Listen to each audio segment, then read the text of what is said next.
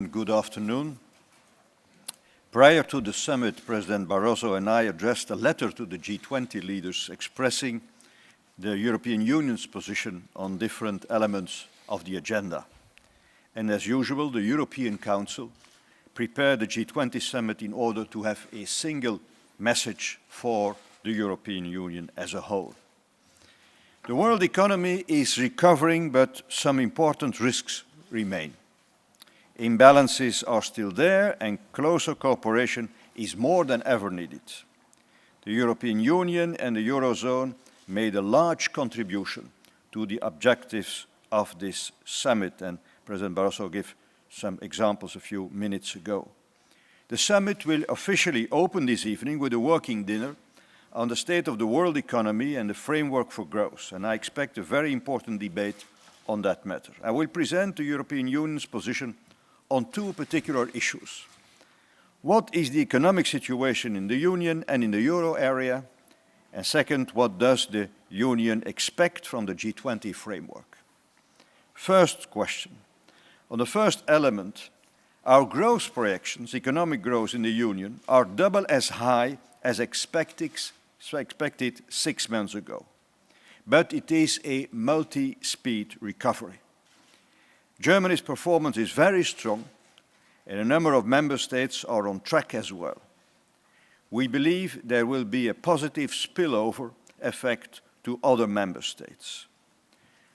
Most of our member states are successfully implementing major reforms, both on the fiscal side and on the structural one. We are not complacent, knowing the problems in some EU countries, but we are confident in our capacity to overcome them. We confirm our commitment to a growth-friendly, gradual and differentiated fiscal consolidation. As regards economic governance, the Union is making major progress. 2 weeks ago, the October European Council endorsed a major overhaul of economic policy framework based on the following elements: greater fiscal discipline with the possibility of sanctions, broader economic surveillance with the possibility of sanctions, and a permanent crisis management mechanism.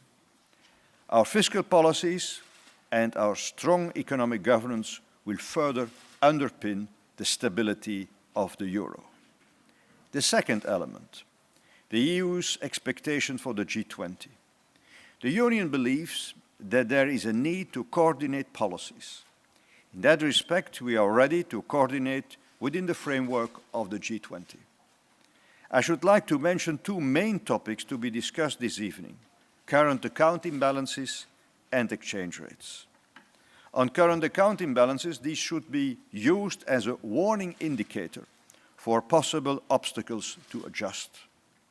We are doing exactly this in the European Union to redress or prevent loss of competitiveness. But we do not believe in mechanistic approaches. As a matter of fact, the European Union as a whole has a balanced current account position. A balanced current account position. On exchange rates, we want exchange rates, as President Barroso said, that reflect the reality of the economic fundamentals and are market determined. In addition, these fundamentals have to be sound as far as inflation and current account of balance and payments is concerned. We also need to take into consideration the possible spillover of our economic policies on our international partners. We have to avoid currency wars like we should avoid protectionism. Once again, we need coordination and a strong sense of responsibility for the world economy as a whole. In this respect, completing the Doha round should remain a top priority.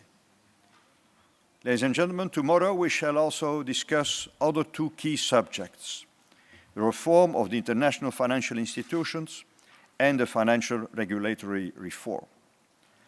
On tomorrow's first topic, I would like to say that the European Union members have played a key role to reach an agreement, a landmark agreement on the quota shift and on the representation of the emerging market economies. The result exceeds the objectives set in Pittsburgh in 2009. I may say it was not easy for the European countries, but we agreed that emerging countries need increased visibility and a voice. Of course, we are convinced that more representation should go hand in hand with more responsibilities. We now need to implement this agreement within the given deadline 2012. On financial regulatory reform, a lot of work has already been done, but further work is still needed. The momentum should not be lost. The European Union fully supports the new agreement on capital and liquidity standards, Basel III. We consider an agreed G20 timetable crucial for its implementation to ensure a level playing field.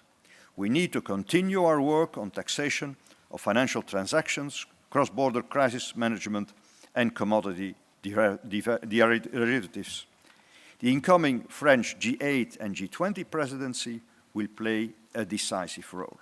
To conclude, our key message to our partners in this summit is to keep momentum for a coordinated answer to the collective challenge we are facing. Each country and region has its specific situation, but we are all in the same boat, and we should continue to work to share a common sense of direction.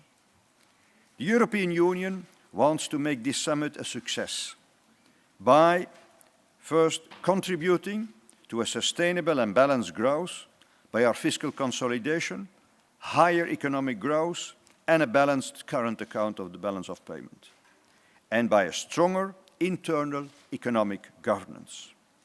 We want the summit to make a success by making possible our indispensable contribution to the reform of the International Monetary Fund and by supporting the Basel III agreements.